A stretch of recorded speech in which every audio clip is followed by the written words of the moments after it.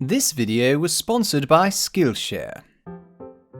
Good day to you. What joyous weather we're having! My name is Bertie, known as the Baron to my friends, and I shall be taking over this week's Doctor Who review. Master Harry is currently incapacitated with the coronavirus, and the only energy he can muster is streaming a, video game named, I can't read this, Dark Souls on a Saturday afternoon. It's quite the shabby affair, but let us not dilly-dally any further. I honestly thought I'd have read at least 2 Agatha Christie novels, but sadly I have only read And Then There Were None, which I was thoroughly engrossed by. The Unicorn and the Wasp is much like the show's previous pseudo-historical episode, The Shakespeare Code, which was also written by Gareth Roberts. This is another guilty pleasure episode of mine, thus why I'm covering it. It's first and foremost intended as a comedy inspired by great writers like John Cleese and Douglas Adams. It's also filled to the brim with Easter eggs. Apparently, Roberts and Russell T Davies had an unofficial competition to see how many references to Christie's works they could put into this episode. So I'll brew up some trivia and useless information in the hopes you find this review insightful as well as interesting. Oh yes, speaking of brewing,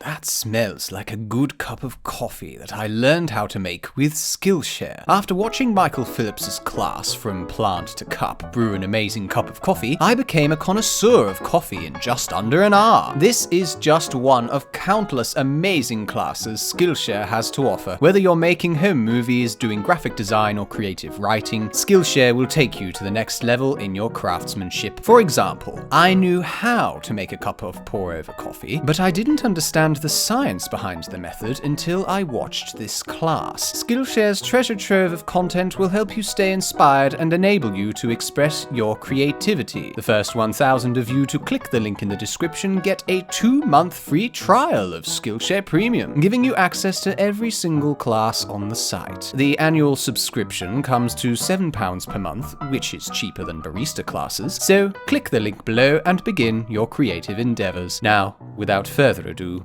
let's get on with the review.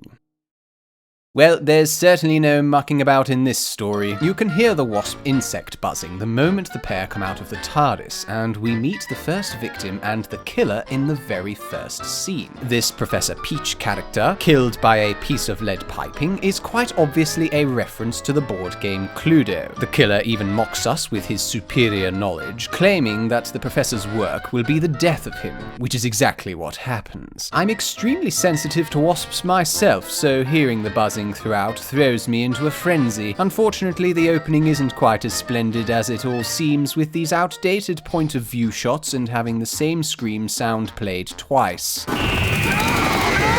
Despite this reminder of how old I am, I was truly fascinated to watch the transposition of the whodunit novel to the screen. I recall when I was reading And Then There Were None, it took a while to get going as the earlier chapters are filled with descriptions of each and every suspect in the murders to come. Here, however, on this garden lawn, the images posed to us are immediate. It takes mere seconds to introduce these characters. This works perfectly with the runtime too. Forgive me for not rising. Never been the same ever since that flu epidemic back in 18... Well, now I'm inspired to have a cocktail party of my own when our current pandemic finally blows over. We then find David Tennant's father dressed up as a footman on the front lawn. No, seriously, this is actually David Tennant's father performing a cameo here, as well as Donna attempting a posh English accent in the same fashion as the Doctor's previous 2 companions and like I am doing today. A not-so-famous Felicity Jones turns up and then Agatha herself arrives. Now caught in a murder mystery, she will herself be unraveling instead of creating. Fenella Woolgar's performance as Agatha Christie was so good that she was hired to voice the character named Sophia Lamb in the video game BioShock 2. Going even deeper than that, there is even a character in that game named Grace Holloway, the quote-unquote companion of the 1996 Doctor Who movie starring Paul McGann. Like when he tackled Shakespeare's lost play, Roberts incorporates Agatha Christie's mysterious disappearance into his story, attempting to fill in the details to add flair to his fiction. Donna can't quite believe the scenario that surrounds her here either. I mean, that's like meeting Charles Dickens and he's surrounded by ghosts at Christmas. Oh yes, we are, around 10 patrons away, guys. Tell me there's no Noddy. There's no Noddy. Oh good grief, I was in stitches. How the whole scene had just been building up with Donna's increasing disbelief, and to end it with that line was just perfect. We also find our protagonists continually providing ideas for the author's work before she thought of them, typically in line with these pseudo-historical stories the show produces. All of the guest interviews conducted by the Doctor and Agatha were absolutely hilarious too, the music altering to match the mood of each character. This flashback distortion transition with the harps playing alongside was marvelous as well, each one getting up to their own form of mischief. The Colonel's was particularly amusing, and of course, none with an alibi. Intriguingly, none of the staff are questioned, keeping in fashion with the class attitudes of the 1920s. Donna is left to ensure that the butler didn't do it, who then uses these outdated attitudes to her advantage and investigates a room with a giant wasp waiting outside. Again, this is actually my worst nightmare, CG or not, so seeing it briefly magnified and then smashing through the window was quite terrifying to me. Fortunately, that terror is squashed by humor when Donna fries it with the magnifying glass. When she tries explaining it all to the Doctor, Agatha cracked me up, seeing that the humorous disbelief had now been transferred to her. It's only a silly little insect. There was quite the facepalm moment, though, when this housekeeper got killed by a moving statue. Not to be confused with these moving statues, I just found it hilarious watching that sped up camera movement and the sound effect that followed. A very 2008 moment to be sure. Despite the cinematography being typical of its time, I honestly think the Wasp still holds up well graphically. I hate looking at it because it unsettles me endlessly, but if it's still having that effect on me, it must be good CGI. As unbelievable as it is using a magnifying glass to ward it off, I think it's the perfect monster for this type of story. The only thing that would ruin a calm English summer's day would be a wasp landing in your cocktail. We once again have a climax of disbelief when the characters land themselves in this corridor, only to find that it could be any one of these people that have wandered out of their rooms on command. It was very interesting to see Christie brought down to her lowest point here. Everyone depended on her to solve the mystery, but she's just a writer en route to a divorce, and now it's down to the Doctor to solve the mystery. Except he gets poisoned. And this has to be one of my favorite moments of David's incarnation as the Doctor. The music becomes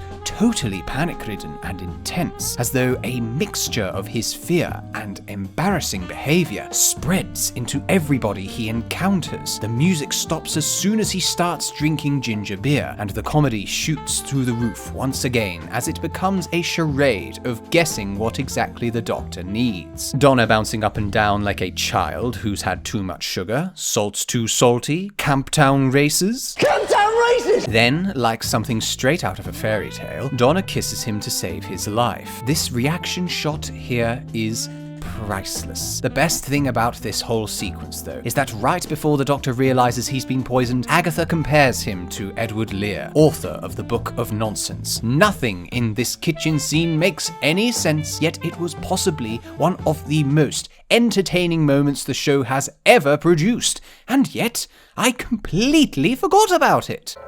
And then you remembered. So they all start dinner, and sadly I couldn't suspend my disbelief in this scene. The Doctor's essentially put insecticide in the dinner, and one of the characters will obviously not like it. Unfortunately, you can hear the buzzing and see all the characters still sat at the table, yet nobody seems to be able to identify the origin of the sound that would surely be coming from here. Then the son's found dead, and we get another melodramatic response from Felicity Kendall. It's just another one biting the dust out of necessity, but we got the big finish with all the remaining suspects having more flashbacks. We see more of those lovely distorted transitions as each character admits to their foul doings. Felicity Jones's alter ego was a nice change, especially in accent, and Donna's reaction to the entire thing unfolding was thoroughly amusing too. It's honestly like going to the pictures with a friend or family member who's clearly not been paying attention throughout, yet keeps asking, "What's going on? Who done it?" All the pieces came together though, as Lady Edison claimed that she was in love with a giant alien wasp,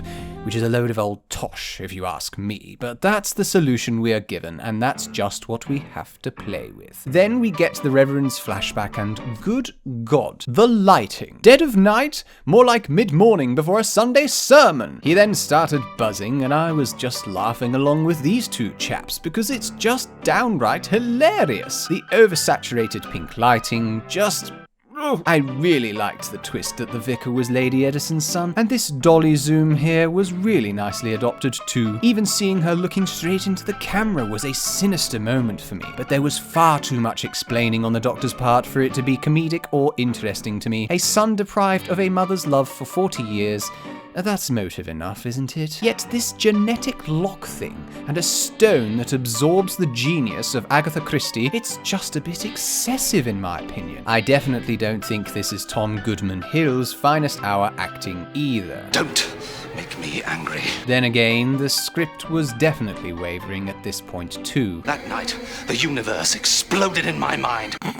That pink lighting then exploded onto the scene again, and Agatha became consumed by heroism. I guess we need a chase sequence to get Agatha to where she needed to be. It all wraps up rather conveniently in my opinion. I guess they didn't need keys to drive cars back in 1926. Donna rushes the episode to a conclusion because apparently the way to kill wasps is to drown them. That pretty much goes for all living creatures, dear. If I'm in a really pacifistic mood, I just tend to trap wasps under my wine glass. Otherwise, I just bat the bastards to oblivion. To conclude the episode, we have the obligatory "their names live on forever" ending with this horrific copy of her book the Doctor keeps in his sea box in case he gets bored. And as for the alternate ending, where they go and see Agatha in the old people's home, no. It's nice knowing that the ending could have been a lot worse.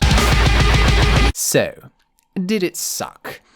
I think I went into this with quite high expectations, and it's still very enjoyable, but is definitely flawed at times too. I love the concept, the story, the performers do an amazing job for the most part, and it's downright hilarious. The Doctor and Donna are on point as always, and the monster creeps me out and probably always will. Unfortunately, it's just not aged particularly well at times, and the insistence on adding explanations for the interstellar elements clogs the episode up with jargon. I give The Unicorn and the Wasp a 7 out of 10.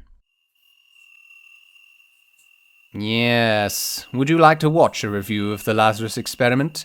Well, we passed 150 patrons, so that's now available to watch exclusively for patrons. We're getting very close to the next milestone, so make a pledge today for more additional content. What did you think of this episode? Comment below your thoughts, or join us for a Benny on the Discord server, where we'll continue this discussion.